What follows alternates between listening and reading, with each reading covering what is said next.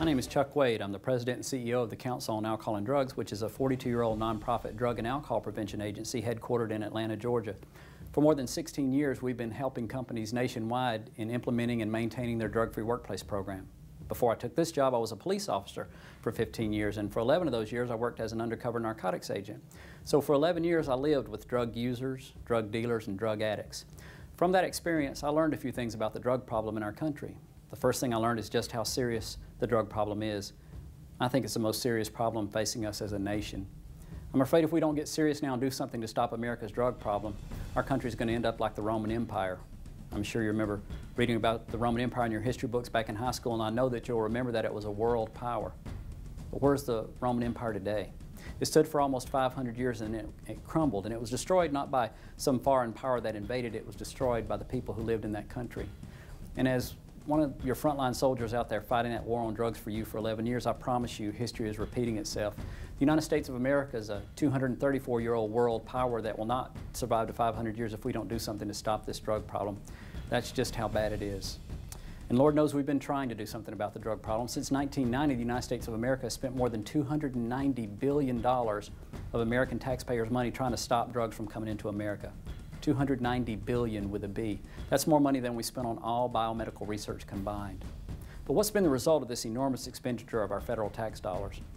Well, in the last 10 years, cocaine and heroin production over in source countries has doubled. Cocaine and heroin are cheaper today on the streets of America than they've ever been.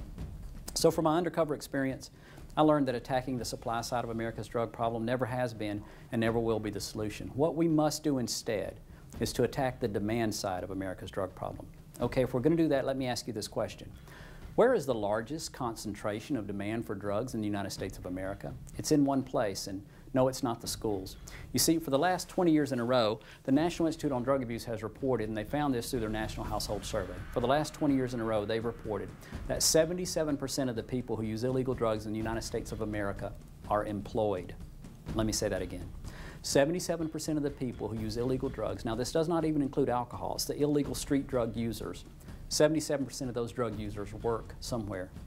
You see, there's an invisible empire of drug users, drug dealers, and drug addicts in the American workplace. Now, I know that's hard for some people to believe because it's invisible. And as far as they're concerned, it does not exist.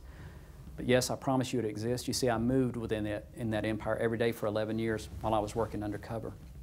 Give me just a minute to explain to you why this is true. You see, a drug dealer would much rather sell his or her drugs at work. Why is that? Several reasons. First and foremost, it greatly reduces the risk of being arrested.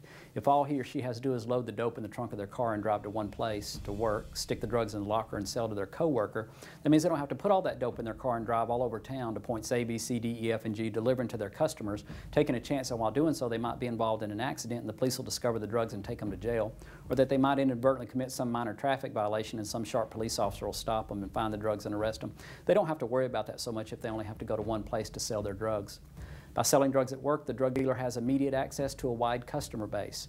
Now, people who are in business understand the importance of being close to their customers, right? So do the drug dealers. You see, it's so easy to bring your dope to work, stick it in your toolbox, and sell to your coworkers and say, here's your pot, here's your coke, here's your acid, here's your ecstasy. Well, you can even extend credit to your customers at work because you know where they'll be on Friday when they get paid and you can go collect your money. Try that out on the streets. If you front your drugs on the streets, you're never going to see your dope or your money again. You're going to get ripped off. And that's another reason people like to buy and sell and use drugs at work. It's just so much safer. You see, a coworker is not going to pull a gun and say, give me your drugs and your money. That doesn't happen at work. Now, that does happen every day out on street corners all across America. People are killed over $20 worth of crack cocaine. But not at work. It's just much safer to buy and sell and use drugs at work. By selling drugs at work, the drug dealer has immediate access to a wide customer base. By selling drugs at work, they're insulated from law enforcement. Because law enforcement does not police the workplace, law enforcement polices the streets, and they've got their hands full out there. They don't have the manpower, the finances, the resources to police every little workplace. When's the last time you saw a patrol car pull up in front of your place of business and a police officer get out and walk through to make sure there's no drug using or drug dealing going on? That's not how it's designed, and I promise you, the drug user, the drug dealer, and the drug addict, they know that. They know that these workplaces are a little free zone for buying and selling and using drugs.